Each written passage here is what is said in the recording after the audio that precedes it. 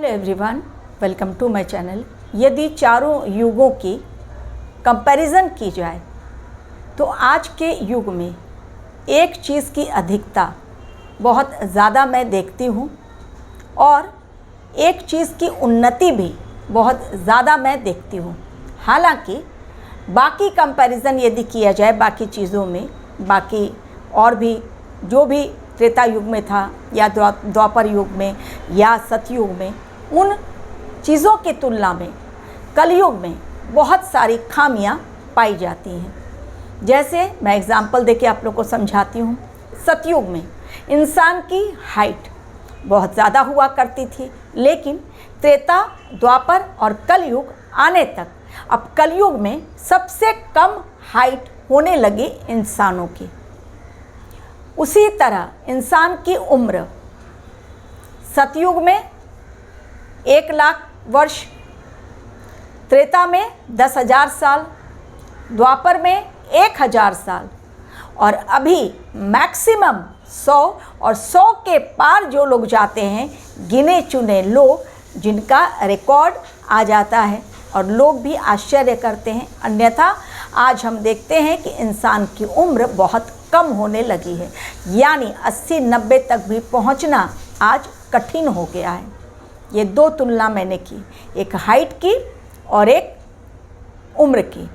अब थर्ड मैं लेती हूँ, अपराध जितना अधिक बढ़ गया है कलयुग में, वैसा अपराध, वैसा करप्शन, धोखा त्रेता युग और द्वापर युग में नहीं था। और सेकंड चीज़ जो मैं कहूँगी कि कलयुग में जितना है अचीवमेंट टेक्नोलॉजी का, वो सतयुग, द्वापर युग या त्रेता युग में नहीं था। यानी हमारे कलयुग में लाख बुराइयां सही, लेकिन एक अच्छाई है कि टेक्नोलॉजी बहुत टॉप लेवल पर पहुंच चुका है और आगे भी टेक्नोलॉजी का विकास लगातार होता जा रहा है। इस उदाहरण से एक बात ये समझनी होगी और माननी होगी कि कलयुग में रहने वाला इंसान यदि अपनी बुद्धि का सही उपयोग करता है तो उसे कड़ी मेहनत नहीं करनी पड़ेगी। यानी फिज़िकल वर्क, कड़ी मेहनत मेंटली भी होता है, फिज़िकली, तो फिज़िकली उतना ज़्यादा हार्डवर्क नहीं करना पड़ेगा। अगर राइट डायरेक्शन में वो अपने इंटेलिजेंस को लगाए, बहुत कुछ हमारे देश में, पूरे संसार में अच्छा हो सकता है। लेकिन बुराई यही है कलयुगी मनुष्यों की कि जो चीज़ अच्छाई की तरफ जा सकती थी, उसी बुद्धि का इस्तेमाल उन्होंने कुबुद्धि की तरह करके कलयुग को अंधेरे का युग बना दिया।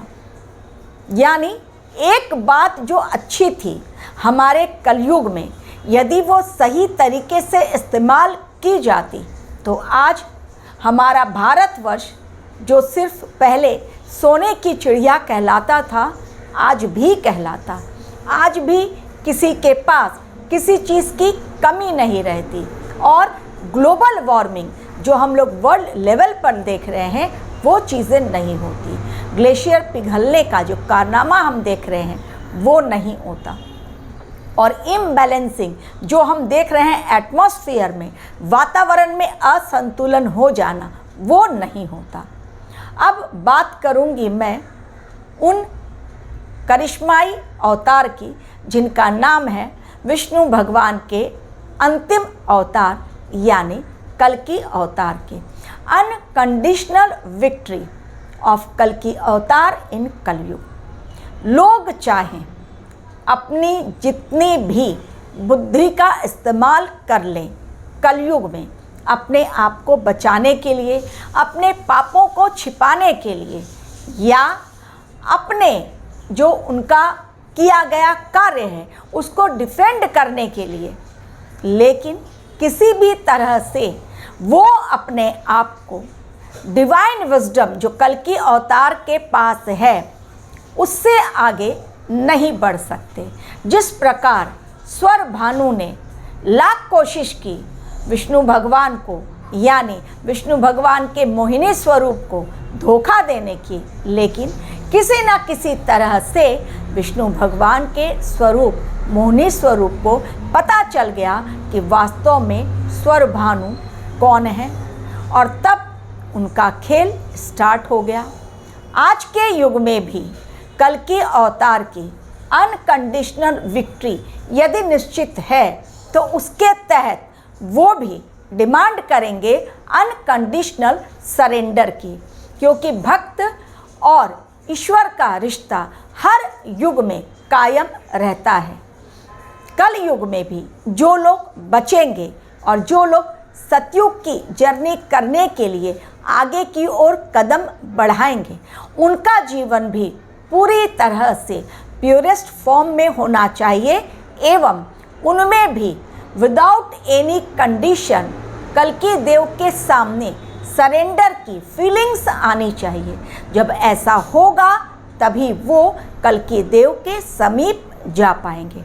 प्रकृति के कण कण में ईश्वर का वास होता है, लेकिन जो दानव होते हैं, जो आज इंसान मानव नहीं बल्कि मानवीय प्रवृत्ति छोड़कर दानवीय प्रवृत्तियों को अपना रहा है, तो इसमें भगवान का दोष नहीं है, इसमें भगवान का रोल नहीं है, बल्कि वो अपने कर्मों के जाल में ही खुद को ऐसा उलझा रहे हैं कि बुरे कर्मों का नतीजा बुरा ही होने वाला है। और तब जबकि कल्कि देव इस धरती पर अपने डिवाइन जस्टिस को लेकर हर एक की बैलेंस शीट उनके हाथ में है, तो कर्मों का लेखा जोखा करते समय ना वो स्त्री और पुरुष देखेंगे, ना वो बच्चा या वृद्ध देखेंगे, यानी एज बैरियर नहीं, जेंडर बैरियर नहीं, बल्कि सिर्फ कर्म और कर्मों के अकॉर्डिंग उसका फल। तो अनकंडीशनल विक्ट्री, चाहे आज का इंसान कितनी भी अधिक चालाकी कर ले, अपनी बुद्धि का इस्तेमाल कर ले, टेक्नोलॉजी का इस्तेमाल कर ले, लेकिन यही टेक्नोलॉजी नहीं चलेगी सतयुग में, तो इसका तो खात्मा होने ही वाला है। और उसकी शुरुआत हो चुकी है। कब से? 2020 से, यानी जब से कोरोना ने दस्तक दी इस धरती पर, लोगों को समझ आ गया कि वास्तव में जीवन जीने की कला क्या होनी चाहिए, जीवन जीने का सही तरीका क्या होना चाहिए, फ्रेश एयर हमारे लिए क्यों इम्पॉर्टेंट है। हम लोगों को कृत्रिम हवा नहीं बल्कि प्राकृतिक नेचुरल एयर जो है उसी से हमको जो राइट प्रोपोर्शन में ऑक्सीजन चाहिए, जब वो मिल जा रहा है तो हमें घर बंद करके एसी की ठंडक नहीं लेनी चाहिए। हमें दवाइयों से ज़्यादा योग की तरफ मुड़ना चाहिए। आयुर्वेदिक दवाएं हमारे लिए ज़्यादा बेनिफिट देती हैं। लोगों को धीरे धीरे बिजली का खर्च कम करना चाहिए, पानी का इस्तेमाल कम करना चाहिए, क्योंकि यही पानी और बिजली यदि ख़त्म हो जाए तो आने वाले समय में बहुत ज़्यादा दिक्कतों का सामना करना पड़ेगा। तो कल्कि अवतार की विक्ट्री अनकंडीशनल, उसके लिए उनका जो कार्य है वो लगातार चल रहा है। राजस्थान में अभी रिसेंटली बाढ़ इतनी ज़बरदस्त आई है कि राजस्थान के हर एक ज़िला, हर एक गांव करीब करीब पानी में डूब चुका है। लेकिन उस पानी को पीने का पानी नहीं कह सकते, बाढ़ का गंदा पानी है। तो लोगों को पीने के पानी की किल्लत, इलेक्ट्रिसिटी गुल हो जा रही है, यानी उसके बिना जीवन जीना सीखो।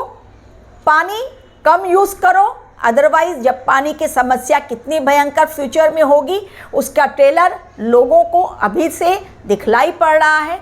और कोरोना ने बतला दिया कि वास्तव में प्राकृतिक नेचुरल एयर और अच्छी चीज़ें हमारी सेहत के लिए क्यों ज़रूरी हैं।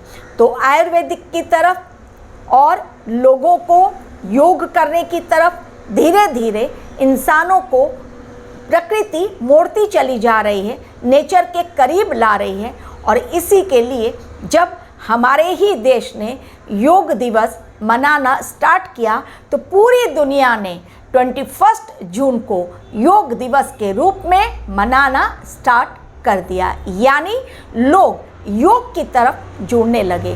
तो कल्कि अवतार का युग परिवर्तन मैं देख पा रही हूँ। भले ही लोगों की समझ में नहीं आ रहा, लेकिन स्टेप वाइज कल्कि अवतार अपने मिशन को लगातार आगे बढ़ाते जा रहे हैं, क्योंकि विक्ट्री उनके ही नसीब में है। भले ही मनुष्य कितनी भी चालाकी क्यों ना कर ले, क्रेडिट अपने लिए क्यों ना ले ले, लेकिन क्रेडिट आफ्टर ऑल गोes to कल्कि अवतार only. Thank you very much for watching my video.